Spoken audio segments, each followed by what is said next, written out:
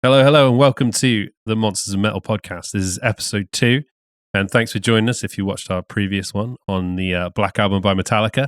Today we're doing an episode on the infamous band, not Small Death, not Medium Death, not Big Death, but Megadeth. Megadeth. And we're doing... No A. No A. That's how you know it's cool. Yeah. Mega Jeff. You didn't allow the A in death. Yeah, that's, it's like adding a Z instead of an S at the end of something. It's more extreme. So we're going to be doing the album Rust in Peace. It's the 4th studio album by the band, and it was recorded at Rumbo Records in California, released on September 24th, 1990. This was the big album. This is what we call the Black Album for them. Would you agree on? Is this what we're saying? Yeah, in terms of like popularity. It's the one that sort of shooted them to the mainstream. But people equate like Countdown Extinction to the Black Album in the sounds of like the sonic sound and like the commercially accessible ones. But it's definitely the album that sort of made them mainstream, or not mainstream, but a big band. This was their big album. This was their bigger or more commercially successful album. Yeah. It was the first Megadeth album to feature guitarist Marty Friedman and drummer Nick Menza. Mm-hmm. Nick Menza was famously the drum tech. He was then brought on, and then there was a bit of a search for the old guitarist due to them all being kicked off because they were all really unreliable drug addicts. Heroin. Although, Dave Mustaine has been famously abusing drugs through all that time, but I'm sure he was not the problem, it was them. Mm. They were originally played, was it Donington? Mm-hmm. Monsters of Rock. Yeah. That was their biggest show up to that point. It was their biggest show at the time, 100,000 people, something like that. And they were played with Maiden, Kiss. Who else was there? David Lee Roth. Yeah. And they went then added to the European tour, which they famously dropped out of. Yeah. Because of the bassist whose name is David Ellefson. His drug problem. Yeah. But he didn't get kicked out. Yeah. Apparently that whole show at Donington, he was like major withdrawals. He was withdrawing, wasn't he? Was in the Rust in Peace book by Dave, he pretty much goes into it, and there's a whole thing about how it was like it was the biggest show of their career at that point, right, and like he was in hell, pretty much, yeah. So what is he? He was withdrawing. He was trying to get off heroin? No, they got to the UK and he basically couldn't get hold of anything. Couldn't get hold of any. Yeah. Fair enough. So famously, their guitar set, the search for the new guitarist, was Dimebag Darrell. Apparently, was one of the people. Yeah. Jeff Waters, Annihilator, who I have seen Annihilator, rad band. And they asked Chris Poland to come back the original. Yeah, he recorded a couple of solos actually for the album, and then there was a whole thing where he recorded some solos. I know he did some of the demo, didn't he? He did the demos, sorry, yeah. And then Dave released it on one of the later albums without his permission, and then Poland tried suing him, and then Dave was just like, "Oh, I thought you'd be happy for the exposure. And you'd be exposure. You'd be happy to just do it for the fans." And he's like, "Mate, you're making millions from this. Like, hello." But apparently Poland famously said he was 99% certain he was going to go back, and then was talked out of it by management. Yeah. So who really was the right one there? I'm not quite sure. Exactly.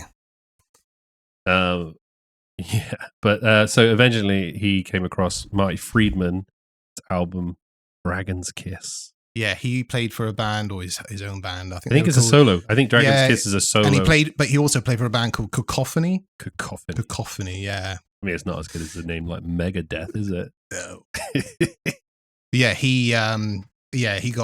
Dave got sent loads of tapes and auditions and stuff. They actually auditioned Zakk Wylde. Just before he joined Ozzy. Whoa. Yeah. Don't worry, we've got a Zakk Wylde guitar coming up for you. But Dragon's Kiss. I read somewhere, and I can't find it again, that like Dave Mustaine was super anti this guy because of his whole look. Who, Marty? Marty, yeah. Because on the if you actually go online and look at the album cover, it's like your mum in the 80s. Yeah. It's got that sweet he's got perm. curly He's perms. got the perm, yeah. And like a leather like jacket open, and just, it's pretty full on. Yeah. But his audition tape is actually on YouTube. Oh, is it? Where they play Wake Up Dead. Oh, I've noticed. Yeah. I mean, he's a fantastic guitarist. There's lots of yeah. ways. He brings a lot to this album. Yeah. Definitely you can definitely hear the difference between the guitar styles with Dave Mustaine's more like gritty, thrashy solos, and his more sweepy, melodic. Yeah, more that's the word. Theorized playing. Yeah, that's it. Mm. So yeah, should we go on to the first track? Yeah, let's do it. Holy Wars. The Punishment Jew. Oh, he doesn't know. He knows how to name a song, doesn't he? Honestly, Dave, chill out on that one, mate. Let's do it. Let's start it. Hit it. Let's do it. Hit it, baby.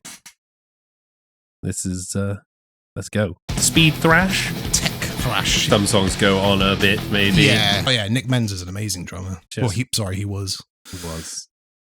He died on stage. He was like the third. He died on stage? Yeah, he was like the third. I can't remember the name of his new band. I think it was like 2011 or something like that. But he was on stage playing in his third song, and like he just collapsed. It was congested heart failure. Yes. Anyway, that's the tone brought down. See you later. Let's go. That's the end of the podcast. Just remember, eat that fish oil. So with the Holy Wars, a lot of people say that that it was written about Northern Ireland. And Dave's actually previously said it's not specifically about Northern Ireland, but it was inspired by events that he basically caused a riot in Northern Ireland. Yep. So apparently some punk kid spat at him before the show, which really, really annoyed him. He was super not cool about that. Went backstage. He found out someone was selling merch, bootleg merch. Yeah. And one of the people said it was for the cause. Which, Dave, not quite fully understanding what the cause is, went on stage and said, "Give Ireland back to the Irish. This one's for Ireland. This one's for the cause." For the cause, that was it. Cause. Yeah. And then played Sex Pistols. Anarchy in the UK. Anarchy in the UK, but changed the word for UK for Antrim, which is where the show was in Northern Ireland. And funnily enough, it went mental. Why? Well, I don't understand why. I know. Apparently, Dave didn't understand why. Yeah.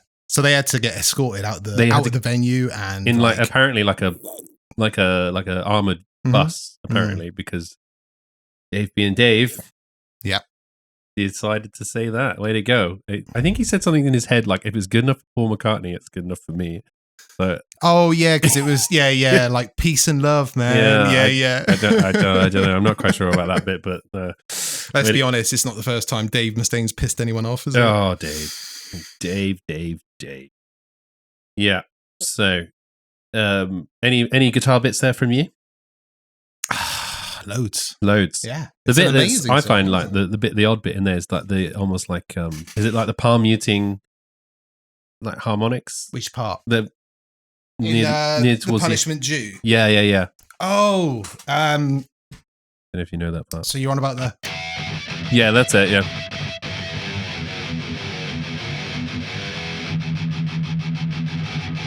Yeah, that kind of stuff. Yeah, that's yeah. What about you? There's loads about this song. There's loads. Amazing song. Yeah.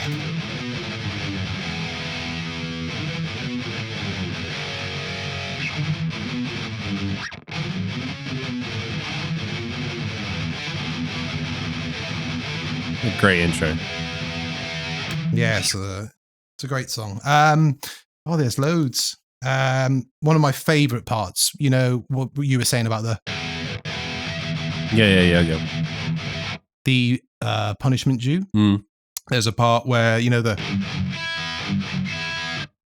there's an interesting part there. So most people would assume that it would just be, so Marty does that, but Dave does this thing where he goes, Megadeth do these like, I won't say they're dissonant chords, but this, I can't really describe it, but on like the fifth, so if you're on the E string and you're on the fifth fret, on the A string, you go to the fourth, so it's, Okay. There's a lot of those chords in Megadeth music. So instead of just Dave does this. It's the little things like that, but when they both play in the left and the right, you can really hear it. I guess it's just more of like a stylized. Yeah. It kind of gives Megadeth that sound that we all know and love.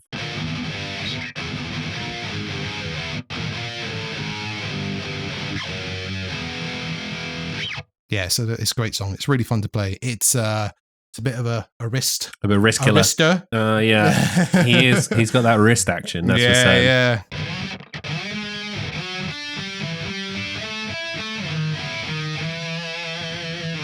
It's loads of cool little riffs. Well, say what you like about Megadeth, but they do write a cool riff. They're just the problem is like lyrically, it's something else. But if you guitar wise, you can't argue with or like musically wise. Oh no, yeah, it's bang on. It's bang on. Yeah, it's bang on. This album especially, I think, really nails even like everything from the guitar to the solos to the bass to the drums. I think. Yeah. I mean, yeah, it starts off like a thrash classic, with the... Yeah.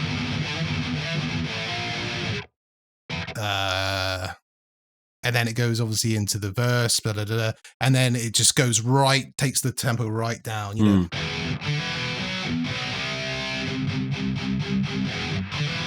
Again, that tempo change. And then back up again.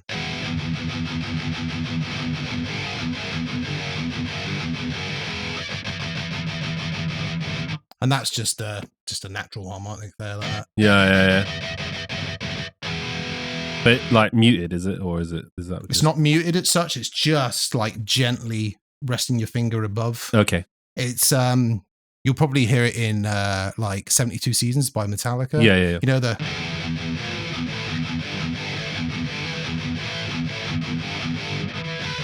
Yeah. Of course. Yeah. Of course. Yeah. Bringing on the devil, man. That's.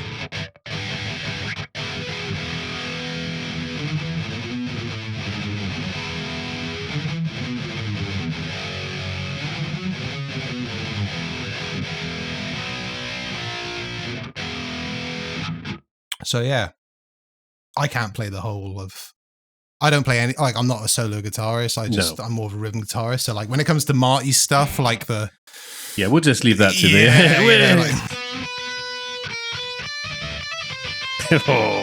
yeah. It's just not my cup of tea. So I just never really took the time to it's not your bag. It's not your bag. So let's move on. Let's not move on. So here we go. We're going to move on to the next song, which is was this the single released off the album? Or was it Holy Wars? They both were. They both were. Yeah. They both were. Mm-hmm. So going along with the theme of the album, which is conspiracy theories and government trying nuclear to keep you down. The man trying to press you down. We're going on to Hangar 18. One thing, we just mentioned about the album, like who produced it. So Mike Klink. Oh, yeah. We were going to talk about Mike Klink. Yeah. So they recorded it at Rumbo Studios. They did. And there was this thing in the book that I read with Dave Mustaine, and he's like, apparently they recorded loads of like country albums there and stuff. Oh. So he thought, when he spoke to Mike, like, we're going to record at Rumble Studios. And he's like, oh, Rumble Studios, that sounds amazing. Thinking like Rumble. Yeah. And then apparently he turned up at Rumbo Studios, and it's like country, like a farm, and it's all country. And he's just like, recording heavy metal here? What the fuck? Well, it wasn't Mike Klink. He just come off the back of doing, was it Appetite? He did Appetite for Destruction. Appetite Destruction. Yeah. He worked with White Snake. Mm-hmm. Who else did he do? I can't quite remember, but there was also quite a few big ones. But he was in the middle of recording albums with Guns. Yeah. So they were really like at the moment, at that time, Axl had a contract basically saying like, I will let you know, i.e. the band Guns N' Roses, when I'm ready to record. He wasn't like, although they had a contract deal with Geffen, I think it was. Yeah. Yeah, he was like, in my own time, I'm your, Well, Axl Rose is being difficult. I know, yeah. Couldn't believe crazy. It. So there was this thing where, it was like an indefinite hiatus of recording. Yeah. So Mike Klink was obviously, he'd done Appetite for Destruction. He was due to do what would become Use Your Illusions. And so he basically said to Dave, I will do your album. However, I am literally at the beck and call of Guns N' Roses to go and record them. That's not someone you'll be able to be at the beck and call of. Obviously, Dave was like, yeah, whatever. That will never happen. And I'm Dave. So I'm Dave Mustaine. Yeah. So lo and behold, they started the album with Mike Klink. And guess who called? So Mike had to shoot. I don't know if it was in Norway. Halfway or something like that. When they were recording in Norway or something like that. Don't think so. No. Not this album. I mean, like Guns N' Roses. Oh, right. I feel like they were recording in Europe or something. I don't know. Don't I doubt it, but maybe. If I write it down and I'm just going to say it's fact, just remember that. I want you to tell everybody that it's fact. This is another Ben Franklin moment. This is a Ben Franklin moment. This is 100%. Although we looked it up, that was correct. That was correct.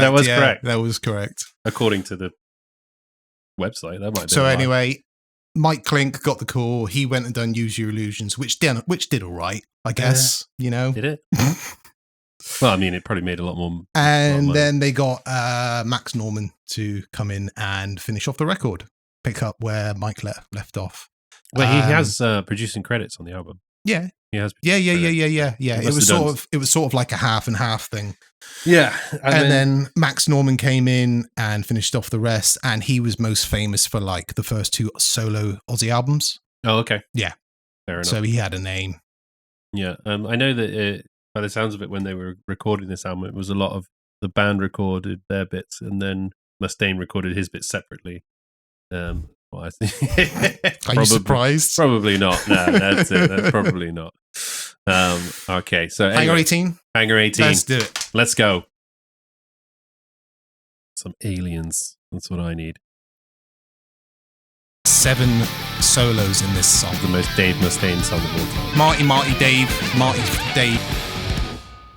Well, that was just one long solo. Bunch of solos. Like some lyrics at the beginning, and then just solo it out. Yeah. Solo it out. Anyway, Hangar 18 was the infamous Air Force base in Ohio, where apparently the UFOs talked to Tom DeLonge about that one. Oh, yeah, talked to Tom DeLonge. Yeah, I forgot about that. Yeah, from Roswell in New Mexico, 1947. That's the one, is it? Hangar 18. How he knows that, I don't know. I can't remember who brought it to was it Bob Lazar? That said it was Hangar 18 or something like that. The Bob Lazar. Did you ever listen? Was the Bob Lazar who was on the Joe Rogan that was? He has been on there, yeah. It's just odd. That was just. But Dave Mustaine and his short story about aliens, and then just soloed it out. So, but is any guitar parts that bar all the solos, as we know, we've already spoken about, you're not a solo guy. No, it's quite an interesting song, actually, because did you pick anything up in the chord progression there? In the chord progression? At the start? No, go on. No? I'll show you I mean, again, you're not a solo guy, I'm not. No. I'm on about, let me just get this one out. I was too busy listening to all the solos, mate. I'll be honest with you. Who cares about chord progression? When you got of them, is there? When you've got 4 solos. Better for this. Oh, for the listeners, just want you to know we've pulled out a new guitar. We're not using the Hetfield right now, the Snakebyte. Nope. We got the old Bullseye, the Epiphone Bullseye. Lovely. Mm-hmm. You've had this guitar for a long time. I think as long as I've known you. A long time. Yeah. Well, but I got it before then. You got it before. I got this in 2006. Did you buy it new or secondhand? Secondhand. Yeah, fair. I just got back from Sierra Leone with the army. Sierra Leone. Saved up some money and went and bought this. I actually bought it in a package. There was that Marshall stack. Oh, yeah. So the guy who I bought it off was blatantly a Zakk Wylde fan. Because he had I bought the overdrive pedal and it was just Zakk Wylde galore. Did he have the Zakk Wylde wah? Yes. Yeah, no. Actually, no. Actually, in the bundle that I bought, there wasn't a Zakk Wylde wah, but there was a Dimebag wah. Dimebag wah. Okay. Yeah, I'm not really a wah guy. Not a wah guy. I sold not that. a solo guy. Not a wah guy. I know. Just love rhythm. What kind of guy are you? Just love rhythm, man. And I could do that barely. I love power chords, man. Yeah, there we go. Good night. Yeah. What was I saying in the the chord progression? So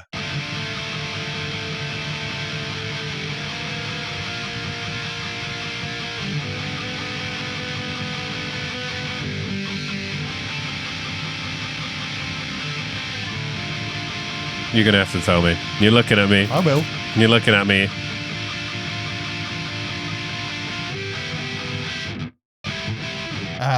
So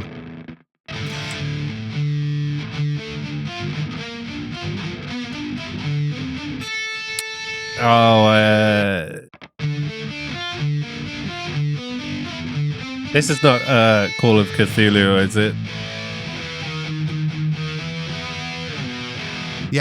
Yeah, that's it. I had that because it, as Dave said, he wrote that, didn't he? Yeah, so it was cool. When he was with Metallica, they wrote When Hell Freezes Over was the name for Call of Cthulhu. Okay. Before it was named that. Dave claimed he wrote it, so obviously he was like, I'm taking that with me, guys. Even the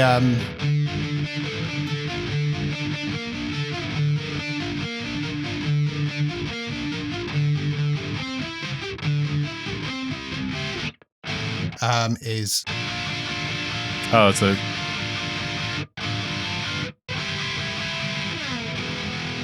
all based stuff. It.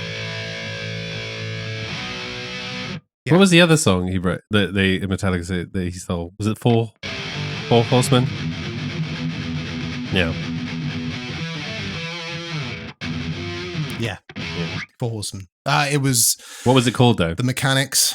The Mechanic. So the Four Horsemen is basically, and then the Mechanics is.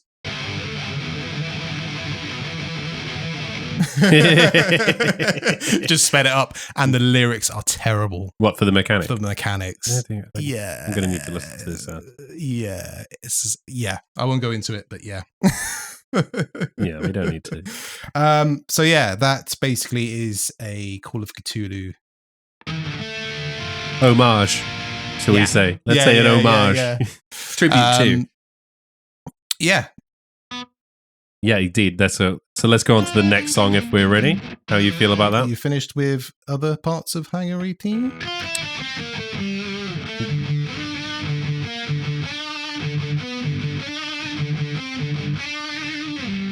There's loads of cool parts. There's loads of cool guitar parts. I'm not really a solo person, so I think that's probably the fourth time you said that now. I'm just gonna say it again. Just want to reiterate for people listening, I'm not a solo guy.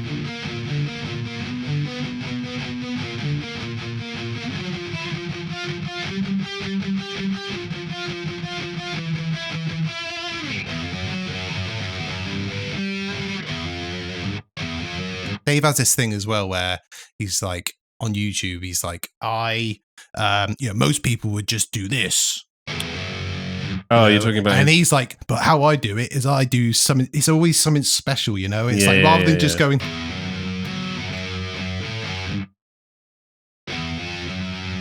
Yeah. In the words of Dave Mustaine.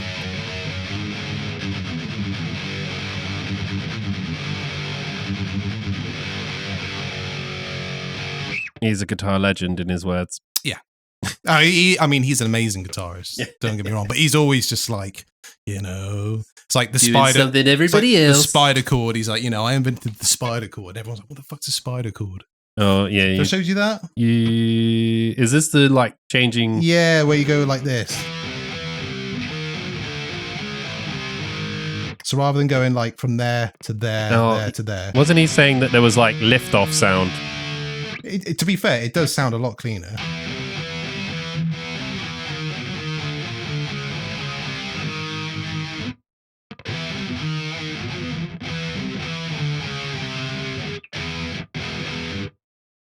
Yeah, I guess.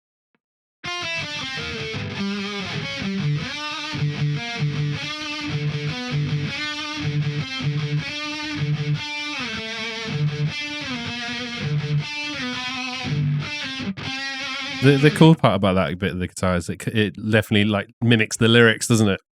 Possibly, I've seen too much. Exactly.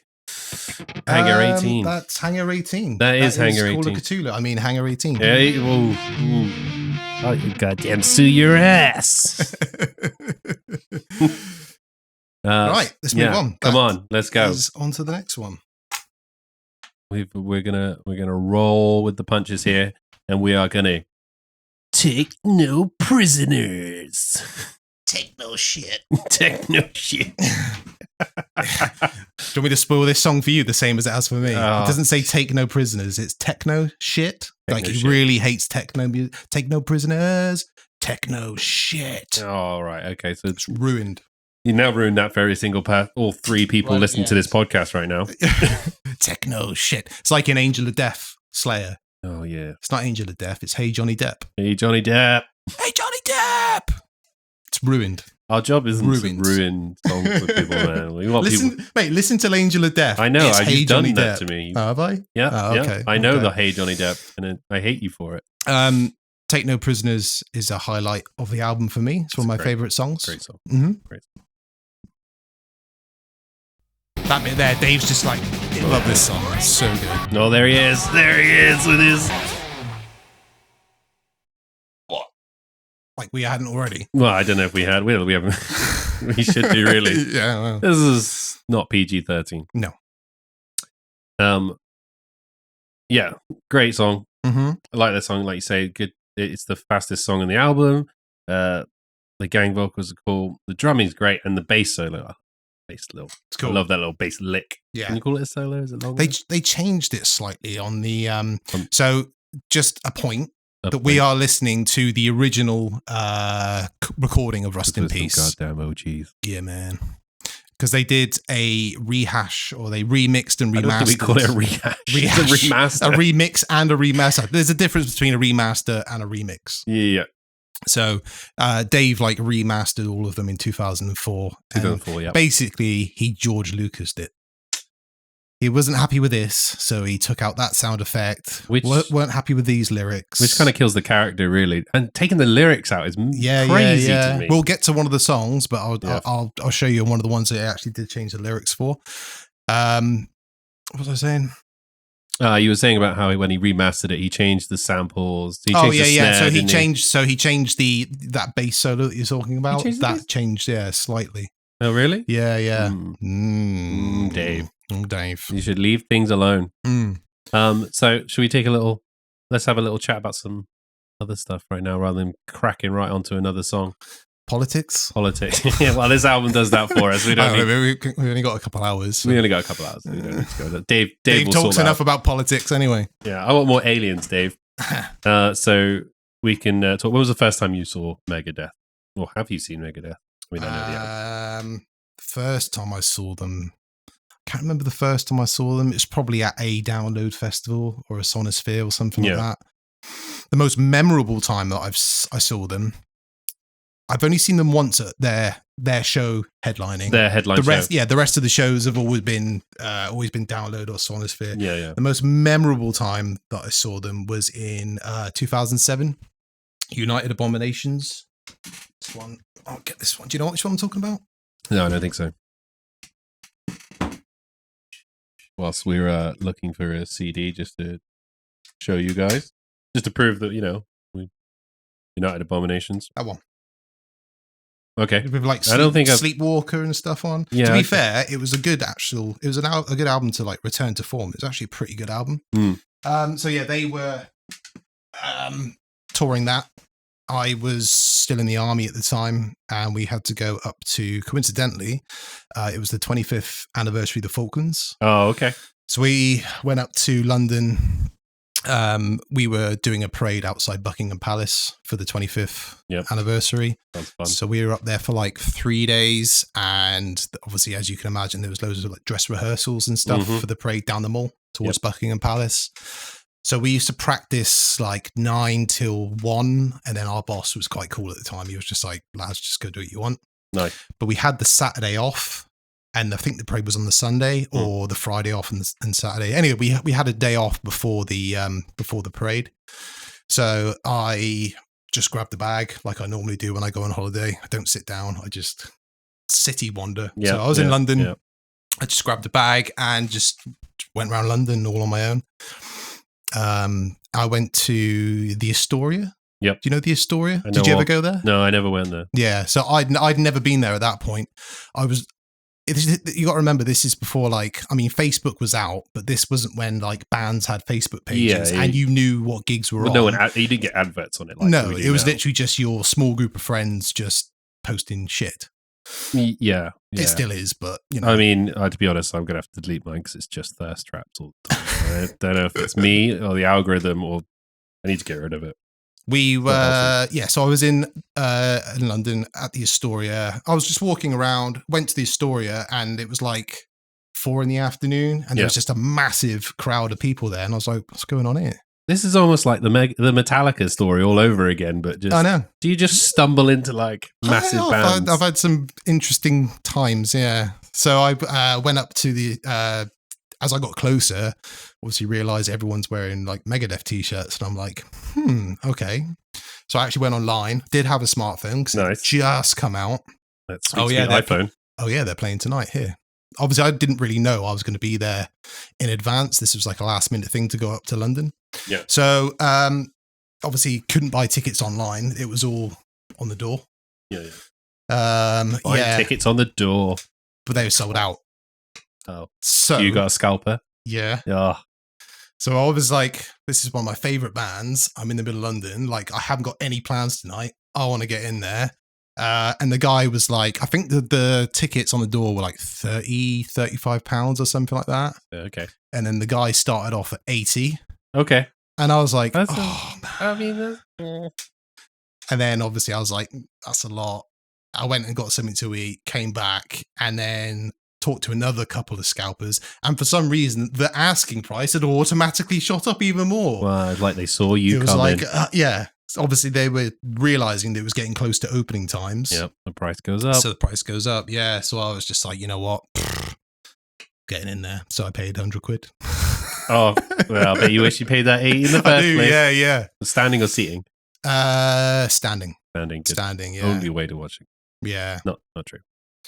So yeah, I saw them on that tour. That's the most memorable tour. You ever heard of the band called Priestess? Yes. Yeah, they were supporting. Nice. Yeah. I had a scalper come up to me and ask me to buy a ticket. I had a spare ticket to Twickenham. Right. He offered me £15, and I chose to like throw it in the bin and give it to him. Jerk. Tickets. Yeah, I was like, absolutely not. Anyway, so when was the first time you saw him? Oh, the first time. Well, again, it's the exact same story as the Metallica one. It was the Solidified, the Big Four. Oh, the Big Four. Yeah. We saw them all together, didn't we? We did, and we got to see all of them play King Diamond, Am I Evil on stage, didn't we? Mm-hmm. I'm pretty sure James Hetfield gave Dave Mustaine a hug. Whether it happened back then. It happened, yeah. Quick one on the Big Four. Yes. What's your ranking? Big Four? Yeah. So from the worst, not the worst, because they're all good, but like, what's your ranking of the four? God, that has really put me on the spot there. I'm going to go Metallica, Slayer, Megadeth, Anthrax. Well, we're talking lowest to the top. Lowest to the top, yeah. Oh, okay. So, yeah, I was like, what? No, that was the highest. All right, so let's Anthrax. Anthrax. I just don't. I haven't listened to enough of Anthrax. Okay, yeah. Then Megadeth, right? Then Slayer, then Metallica. Okay. Only in order of terms of what I've listened to most. Yeah. Okay, fair enough. So that would be what I would put it at. Mine's pretty much the same. It's Anthrax. I would like Slayer and Megadeth. I'm pretty sure you could, but just Slayer just above. Yeah, I would say just above. Yeah. Anthrax, same. It's like one of those where they got some good songs. They're not a bad band, but it just doesn't. It hasn't got that magic for me. Yeah, there's some cool songs. They're really cool songs. There's a couple. Yeah. No. Anthrax, Slayer, love Slayer. Yeah. Megadeth, Metallica. Okay, so we're pretty similar. We just swapped two around. Yeah, that's definitely right. But a lot of it's exposure, isn't it? You know, if you haven't listened to a lot of, I mean, I've probably listened to like Anthrax, for every example. Metallica album a lot. Yeah. Whereas I've not listened to every Megadeth album. No. We'll just listen. Mm-hmm. Another interesting story. That's how we met. When we were you were at your flat that I ended up moving into and living with you. It was Metallica. It wasn't Megadeth. I was Megadeth. It was Metallica. No, Mate, I saved your name on my phone as Matt Metallica. I remember Megadeth. Well, I remember we had a conversation about Megadeth straight afterwards then. Yeah. I'm convinced we did. Honestly, I could get my phone up right now. I have your old number saved as Matt Metallica. Why do you still have the old number? I've got loads of old numbers. Okay. Well, we will agree to disagree. We haven't told that story, have we? We haven't told that story. No. So Martyn used to live by the university here, and my friend brought me over to his because they were having a house party. And Martyn, being Martyn, was the last bastion of defense in the kitchen with the iPod. Yeah. The iPod Classic, wasn't it? Yeah. So basically, I lived in a house share with 3 of the guys that I used to serve with. Yeah. We didn't want to live on camp because it was shit. So we thought, like, let's just rent a house together. And we decided to get it in the middle of the university campus. Hey. And to be fair, the camp that you did live on was essentially a Napoleonic fort that was falling down. Yeah, fair enough. I don't blame you for not wanting to live there. Yeah. So we got the house there, and we used to, like, it was kind of like we were at university, but we were in the army. So many parties. So we hosted all, like, the big parties in the area, and all the, like, people from, like, the local hardcore scene used to come up and blah, blah, blah. Yeah. But anyway. Alternates. Yeah. So basically, I had a girlfriend at the time, and my friend was seeing one of her girlfriends and stuff. So there was, like, a group of us and a group of the girls. So they always used to come over, and they always used to, obviously, we'd have pre-drinks in the kitchen. And then we were all metalheads, so we'd have, like, Black Dahlia Murder and, you know, all this sort of stuff on. They were Mike not. Would be Atreyu, Crazy 36, Crazy Fists. Yeah. Oh, God, yeah. Atreyu. So anyway, at some point, I get it. If you're not a metalhead, like, it's going to wear on you at some point. And there were girls that are into, like, mainstream pop music and dancing music and stuff. So anyway, us guys in the kitchen just drinking vodka and listening to the most gnarly stuff ever. Vodka and Stella. At some point, you know, the girls were like, oh, we want to put on some music. And then they put on, like, I don't know, Hanson or something like that. And instantly, us guys would just be like, oh, okay, yeah, let them have their bit, fine, whatever. No, but this wasn't happening this time. Anyway, it's got to the point where we were like, we need to put some music back on. So anyway, I went in to put some music back on. I put on Metallica. Yes, okay, apparently. And at that point, allegedly. And that point is where you came in with, it was Ethan, wasn't it? It was Ethan, It was Ethan, yeah. Ethan brought you in. Yep. The girls were saying, get it off, get it off. Yep. And then Matt fucking strolls in on a trike that you'd stolen. On a kid's trike that I'd found in the street. I didn't steal it. It was in the street. I didn't take it from someone's house. I didn't punch a kid and take it. I might have done. I was drunk. So, the girls, sorry. I came down the stairs on it. Yeah. Yes. Like, whoa!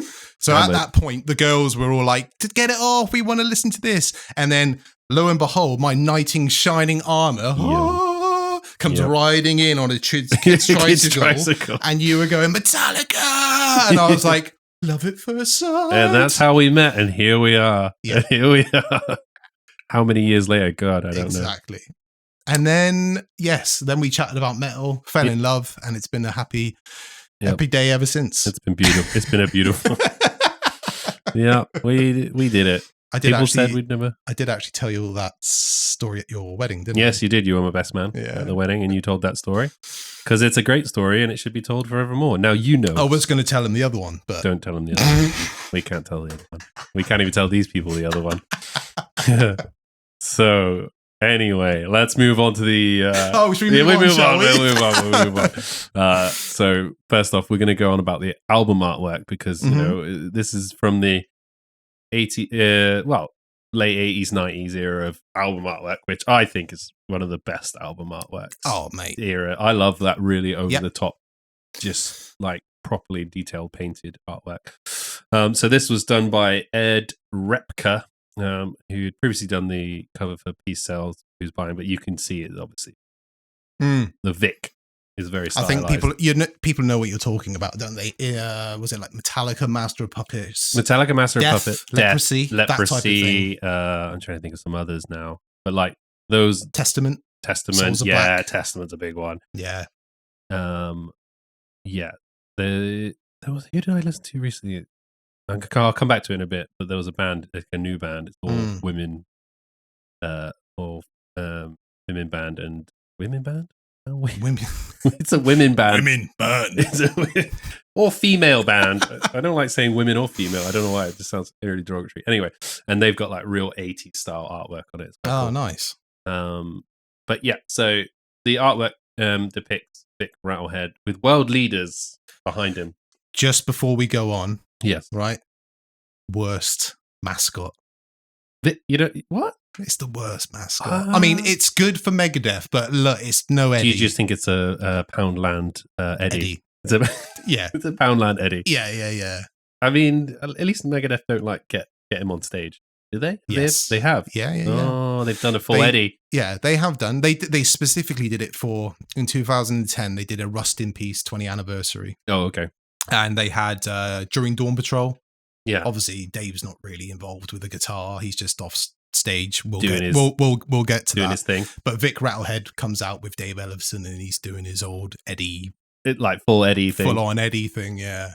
Ooh. I mean, don't get me wrong. Like, I like that they have Vic Rattlehead, but like the name is just a bit.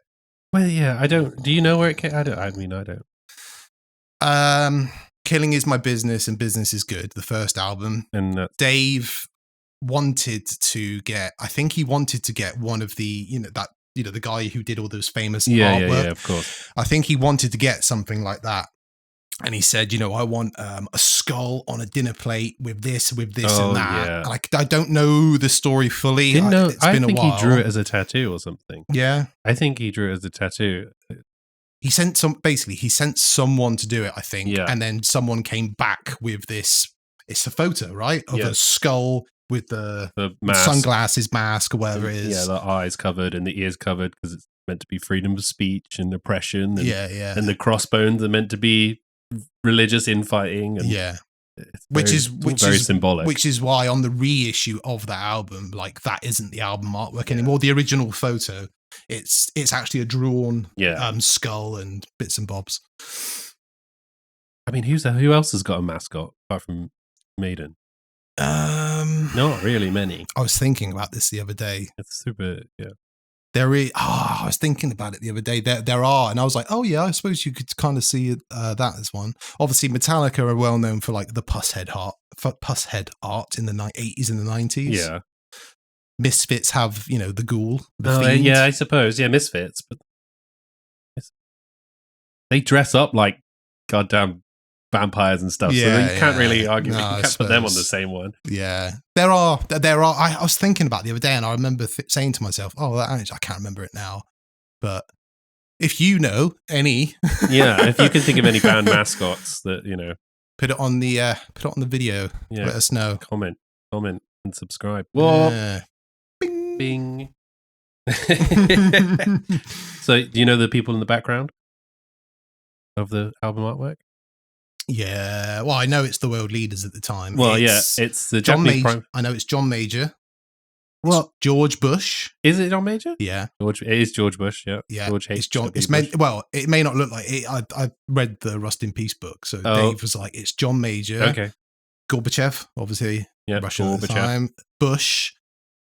It's the Japanese. Toshikaifu. Excuse my pronunciation. Sorry, you spoke before I was about to say. That's exactly what I was going to say. My pronunciation is almost as good as Dave Mustaine's Tout le monde. Tout le monde, comme mes amis. Poor French. Like, French are really defensive about their language, apparently, and I imagine a lot. Yeah. So, anyway, we've rambled on quite a bit here. I feel like we might need to move on to the next song. It's our show. Maybe we can do what we want. We can do what we want, you're right. But also, we have limitations. Yeah, I know. That we need to. And so, again, with the mad ramblings, this song does not fit this album in the slightest. What, the next song? The next song. Oh, yeah. And listen, it's a bit Dungeons and Dragons. Listen, I am a massive nerd who loves Dungeons and Dragons and Warhammer, and I will nerd out with anyone. But this song come out of left field. Yeah, it's come out of left field. Yeah, about the wizard. There are a couple of them on here that are just a bit like, why is that on a? No, it's not a concept album, but obviously it's like. But it feels like it's meant to be a war. Yeah, it feels like there's meant to be a theme running through it, and then it just kind of. He was using a lot of drugs at the time. Not on this album. Not on this album. Mm-mm. Oh, he was clean. Mm-hmm. Was he? For this album? Yeah. These album songs say different. So, like, throughout the whole 80s, he was like all jacked sorts. Up. Yeah. Especially like So Far, So Good, So What. It was heroin, it was speedballing, it was freebasing. The writing sessions for this album, they were all pretty gonked. So, pretty sober. Pretty gone. No, pretty gone. Oh, pretty gone. Yeah. So, okay, so I was, Yeah. Obviously, during this time, they were getting in Marty and Nick, so it was really just Dave and Dave. Yeah. So they basically when I read the book, they were basically saying, look, we wrote the album when we were under the influence and we were completely gonked, and the album was recorded when they come to actually going into the studio and recording. They were sober, which is why he said, we sound really good because we weren't high. Yeah.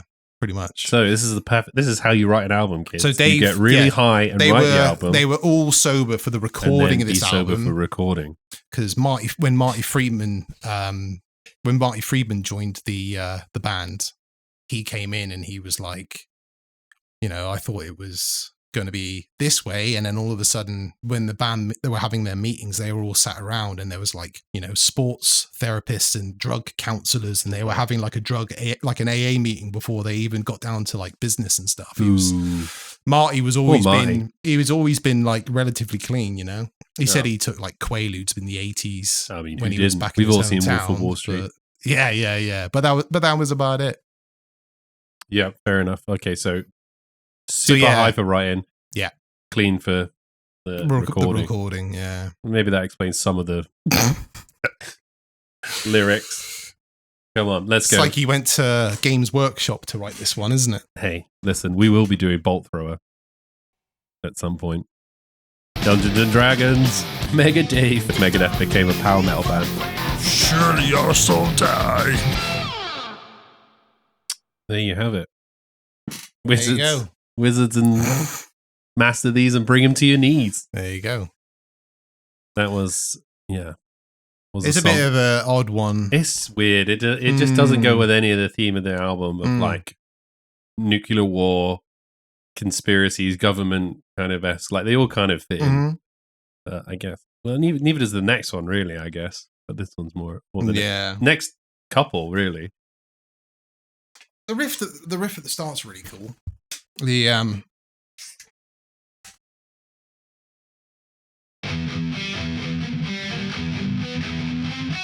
It's definitely a cool intro. I'm not saying it's not. Yeah. I don't even hate the song, I'll be honest. It's weird. It just... Was it fucking...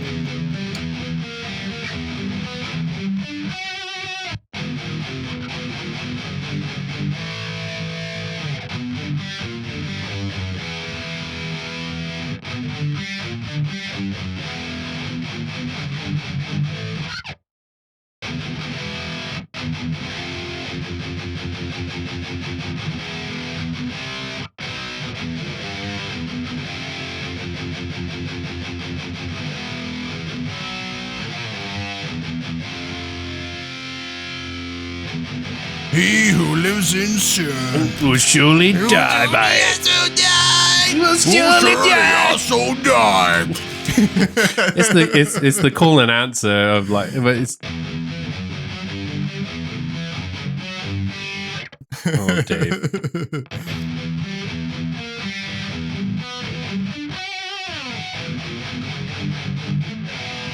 Yeah, like when you said they were high when they wrote it, you'd never guess from this. All about throwing the evil overlord and learning the five magics. The start's really cool. I like it's just the lyrics that are a bit like. Yeah, I love cheesy metal. Yeah, I know you do. I love it. We will get into my stuff later on. Don't you worry. So yeah, the next song on is enough of that.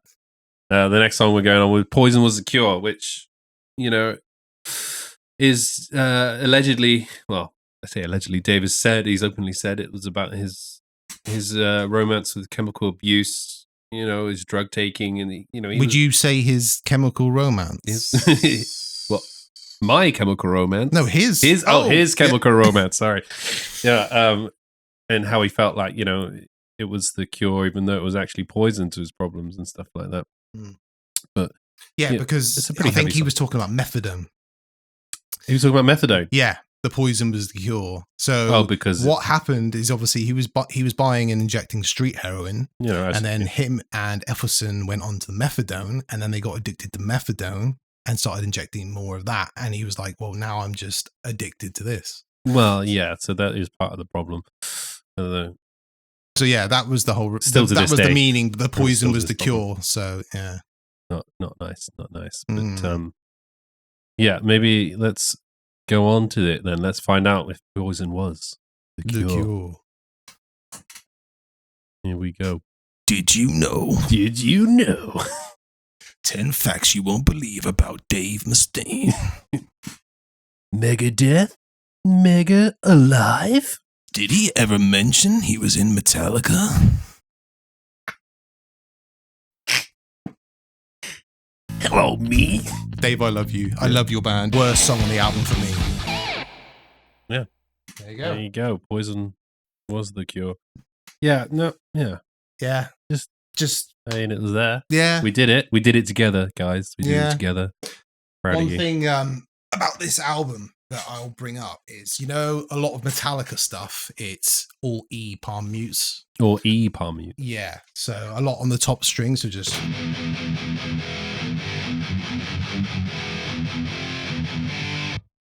This album and a lot of Megadeth stuff is all in F sharp. Okay. So like their lowest note is. Okay. Yeah. So that's what a lot of this album is around this. So you can pretty much stay around this area and do the majority of the riffs. So like, I mean.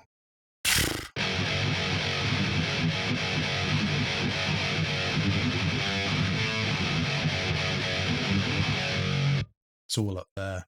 Yeah. Maybe it's because of Dave's voice. That voice. Yeah, because he's like back then he was a bit more like high, wasn't he? Yeah. So a lot of it was around there. Yeah.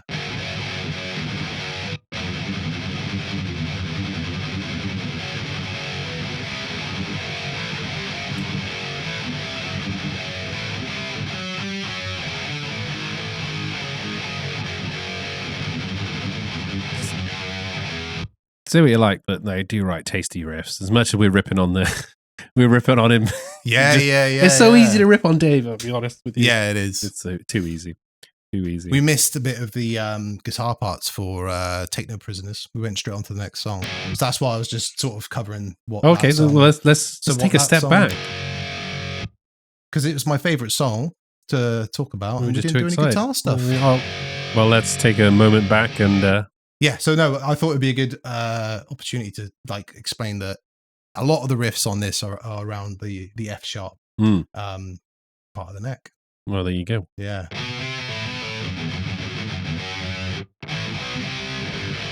All around there.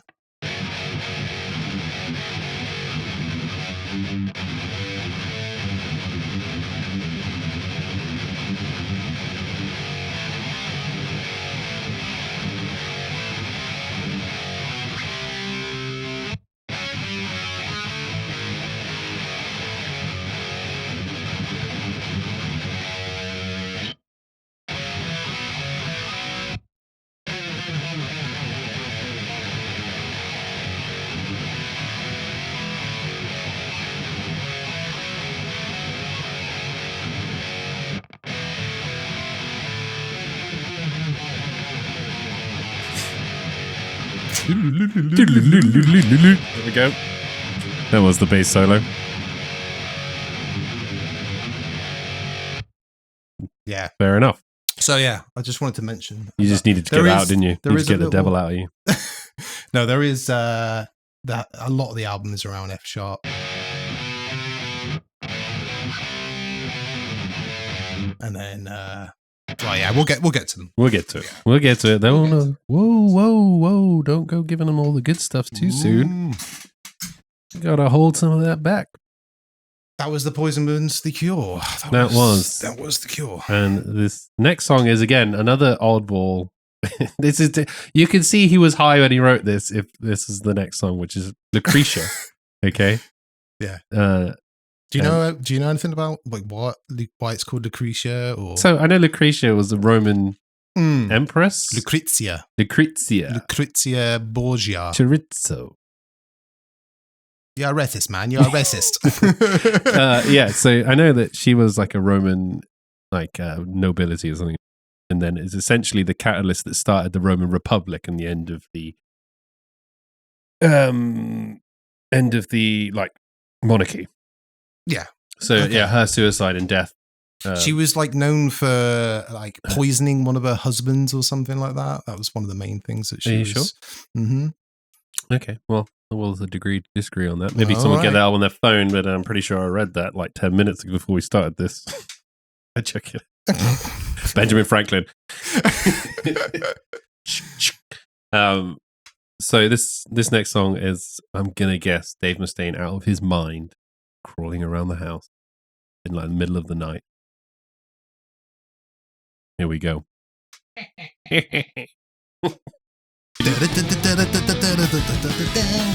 Anyway, can you hear that?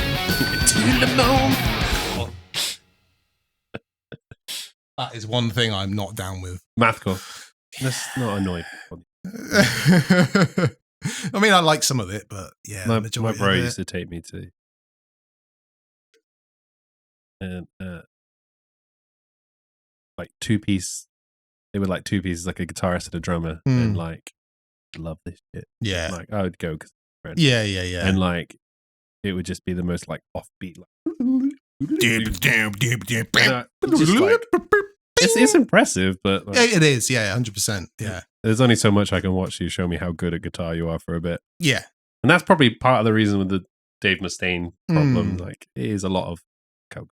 Yeah, I feel that's why you prefer the Marty solos. They're more thought out, melodic. Yeah, they follow I nice. guess. Yeah, I don't know. It's like all famous guitar players. You know, there's your Bumblefoots, your Shredders, and then you've got your John Frusciantes and your. Do you know what I mean? Yeah. Like they're not. Slash is another one. Not necessarily a shredder, but there's a lot of thought and it's kind of really melodic and fits with the song. Mm-hmm. Yeah, does it serve the song? Whereas Dave Mustaine solos are Dave Mustaine. Ego? My turn for a solo. Yeah, yeah. So on to what we've got next. Well, is there any little riffy bits you want to play? Not really. Really? I really like the verse on that. It's go for really it. Cool. Hit it, baby. Hit it, baby. Go. Especially the.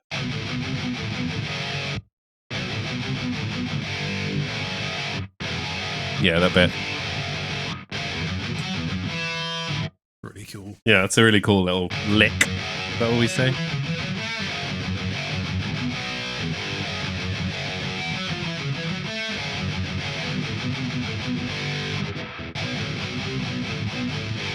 David barely ever mental anyway.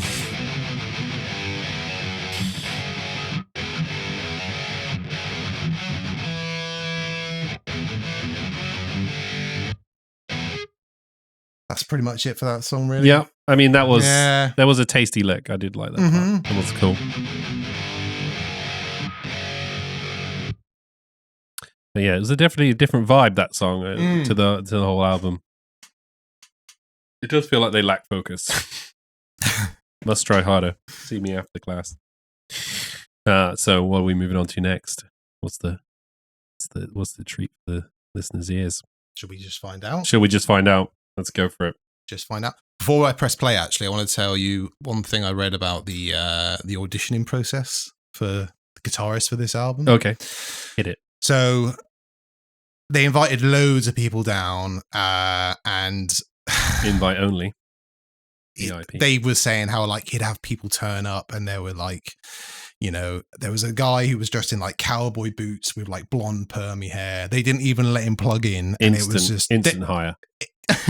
Instant. You're in my band. You already know the story with Marty. They were like, well, this guy with his hair and all this sort of stuff. And apparently there was like one incident where they had this guy come down. They got on really well with him over the phone, and their manager sort of recommended him and stuff. Yeah. And Dave had this system where I can't remember how many people they auditioned, but it was a lot. Yeah. Dave had this system where they had wireless guitar packs. Mm. So they I think it was like Wake Up Dead, In My Darkest Hour, and Peace Sells were the 3 songs that they always made people practice with. Yeah. And that's what Marty practiced with as well. And they had all these people come in, and their system basically was they used to flick off their wireless when they were like, like on the, was it X Factor? Yeah. When they turn off their light, I'm out. I'm out. So they'd just be playing, and then maybe they'd get through one song, maybe they'd get through another song. And then like Dave would just be like, I've had enough. And he'd just turn it off and still play. And then wait until the person realizes. And then when Dave had enough, he'd turn his off as well until he was just playing on his own. It's really mean. It's really mean, Dave. I know. Is this because Metallica kicked you out? Yeah. But yeah, apparently Marty's audition, which you can see on YouTube, where he plays Wake Up Dead. Apparently he did really good. Dave was like, in the book, he was like, he didn't play it perfectly, but, Just because no one can play it perfectly, Dave, only you. So apparently afterwards, they said they did this weird thing where they recorded everyone that came in for an audition. Yeah. And then they would analyze it afterwards. They had a set of questions that they would ask each person. And Dave was like... It's like a job interview. You can tell when someone's not comfortable or lying because they have minor isms about their face. Oh my God. And apparently a psychologist as well. I know. And apparently Marty didn't. Marty had some, but not a lot. So they were kind of like, yeah, we like this guy. Oh. So Dave got on Lucky the phone. Marty. Dave got on the phone to Marty's agent and was just like, they let him know before they let Marty know. Yeah, Marty knew, and Dave was like, "Yeah, no worry. Like he's the guy. He shredded it. He's the man. However, his name's not gonna go." And the guy was like, "What do you mean?" And he was like, "Friedman, Marty Friedman. It's not exactly we're gonna do what? It's not exactly a metal name." And then the guy was like, "Dave, like he's an established solo artist with albums. You can't just change his name." Also, your name is Dave. Yeah. Your name is Dave. You have 2 Daves in the band. Mm-hmm. You calm down. So yeah, apparently he got to keep his name. What did he want to change it to? What do you reckon? Shredder. Rattlehead. Rattle. Marty, I love Dave. Marty, I love Dave. Dave Mustaine. Marty Mustaine. Marty Mustaine. Yeah, that book was an interesting read. It goes into the auditioning process. There was one guy that turned up, apparently. I mean, I don't know who does this. There was one guy that turned up and didn't practice any of the songs. I would do that. He just turned up with his guitar and was just Listen, man. Come on, so what we playing? How do you play it? And they were just like... That's the level of confidence I aspire to be. You know what I mean? Just turn up to audition. Based off of your personality. Mate, it's 90% attitude, 10% practice. I just want you all to remember that. Whatever it is you do in life, 90% attitude. When did you sell your last platinum record anyway? Oh, I don't need to go into it. Oh, okay. We'll let them find it. I'm just waiting for those royalties to come through. Right, let's get on to the next one. Let's do the next one. Oh. Marty's most famous solo. It's all about going through divorce. It all sounds right for what it needs to be. That's how you review an album. That's what we need next. That is a song and a half. That is a song and a half. It's a really cool song, isn't it? Great song. Top song of the album? Or is yours?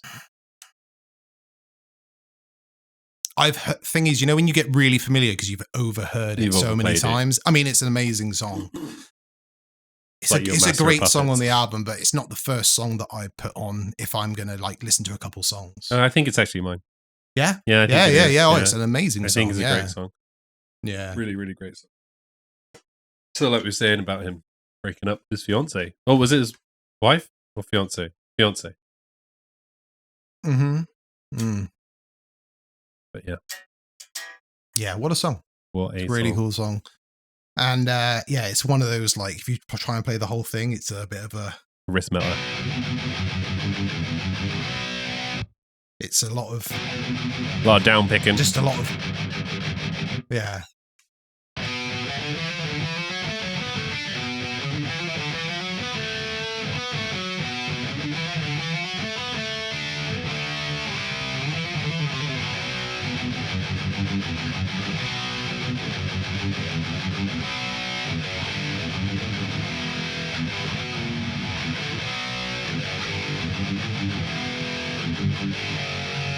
Again, that F sharp you were talking about? Yeah, it's all up there. All up there. Remember I was telling you about those like dissonant sort of sounding chords? Yeah, of course. So most people would just go...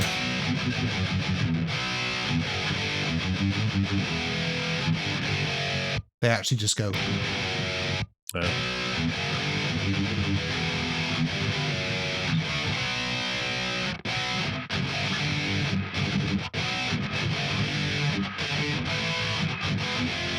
Key change.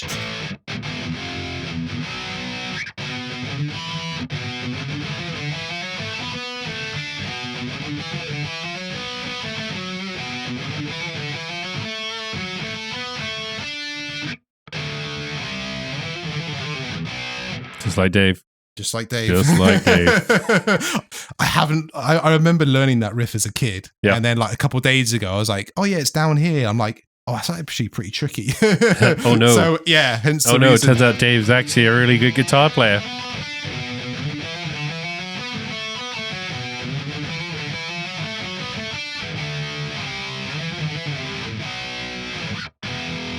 God damn it, Dave. Yeah, make your shit easier. Really cool song. What a song. What a song. Oh, what have we got next? It's a treat. It's a treat for you and me and our ears. Here we go. We live our lives as mold. As I lay your epitaph. I don't know what voice it is. Yeah. Post-apocalyptic vibe, I guess. Dave. Come on. Yeah. As I read our epitaph, we'll end our lives as moles. Dave, no one sounds like that over here, okay? I just want to be very clear to all our listeners outside of the UK. No one sounds like that. It's just a bass line throughout the whole thing, isn't it? Really? I mean, it's just like a cool bass line. Yeah. I learned it on bass yesterday. On bass. Just drum and bass. I'll get the bass out maybe next time. If you guys come back. So yeah, it's just like a...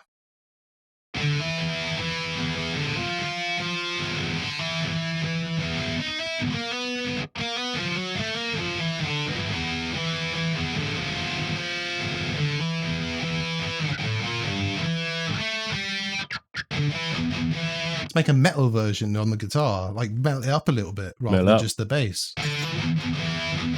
Oh, there we go. We see the air pollution.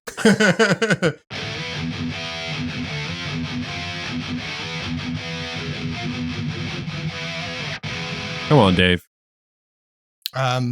There's not really much more to say about that. There's not a lot to say about Dawn Patrol. I was looking up Dawn Patrol because of doing research for this, and I was like, whose voice is that? It's got to be like, Marty or someone else. Yeah. No, it's Dave. It's Dave. And some guy on Reddit was like, this song rules. I love this song. I'm like, you, my friend. You, my friend. We need to talk.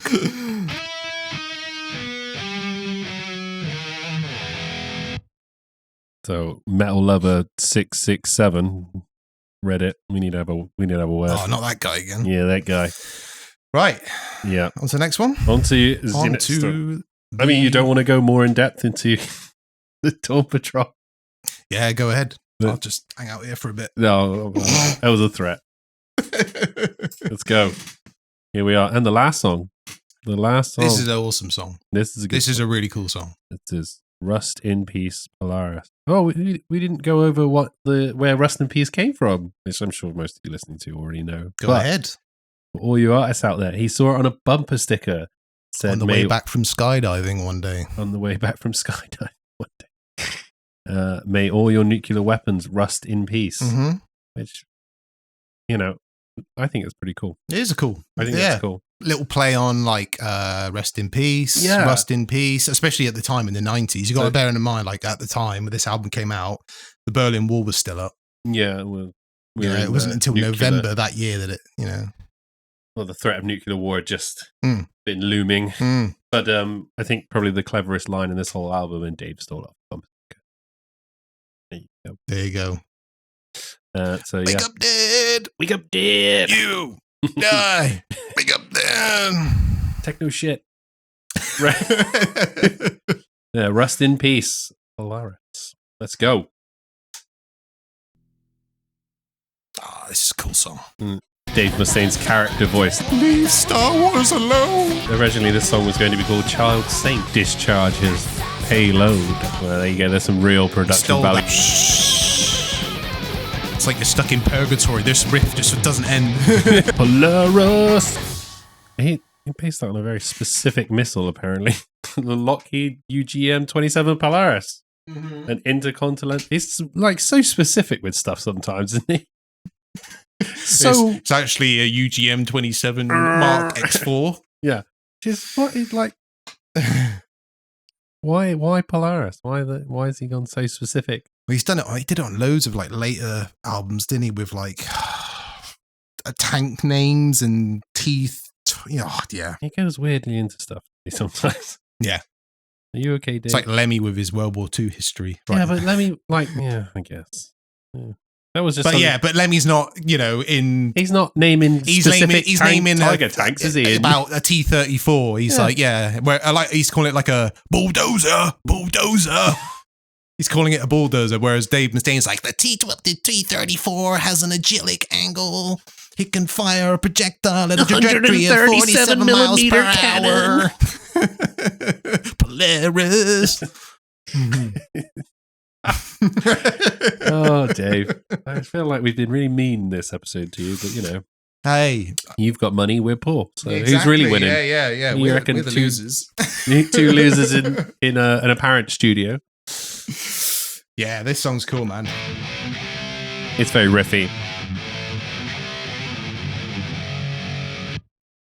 Yeah, it's that's like the verse riff, yeah.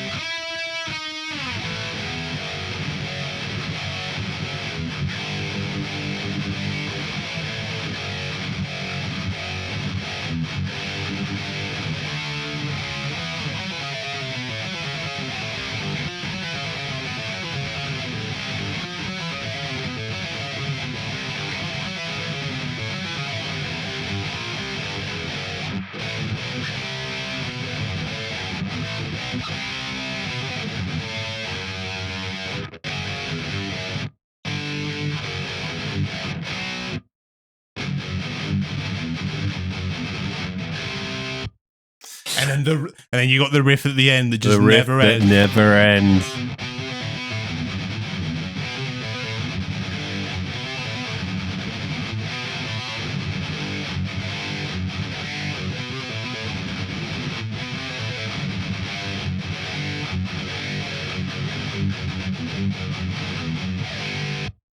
Thank God that ended. I will. Hey, do you know what? You didn't hit the mic stand at all today. And then there's always time. There's always time. See, we're getting better already. We're getting better. Or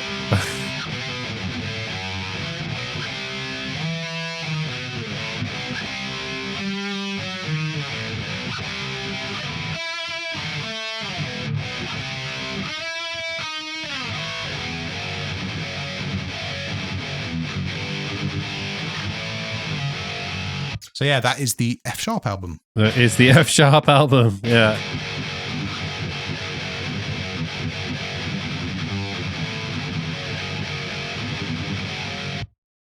Well, there you go. There you go. Here we have. That's Rust in Peace. As much as we ripped on it, we do like it. And I've just been listening to it non-stop. I spent yesterday just going through. So I learned some of that stuff when I was a kid, but I spent yesterday just going through the whole album, just like, how do you play that bit again? So yeah, that's why I'm a bit like, ooh. Yep. Exactly. So yeah, that's us done for today, I believe. Mm-hmm. So that is the album. What do you? Okay. Rate or hate? What do you think? Rate or hate? Yeah, you. I love this album. You love this album. Yeah. I wouldn't say it's my favorite, but it's up there. It's up there. Yeah. I really like So Far, So Good, So What. Okay. I know not a lot of people like that album, like as their favorite. Yeah. I don't know why I have this weird thing about it. But Rust in Peace is up there as well. I know this is a lot of people's favorites album, and it's a great album. And it might not be your favorite, but that's fine. You do you, because you're a beautiful butterfly. You do you, honey boo. Yeah. All right. Well, that's us going to be signing off. So catch us next time. Yeah. And please let us know what to cover next time. Actually, let us know what to cover. We've just got our own list at the minute. We've got our own list. If you want to put something on there, let us know. It might spark some inspiration. Yep, exactly. And also tell us what your favorite album is. So, peace out. See you later.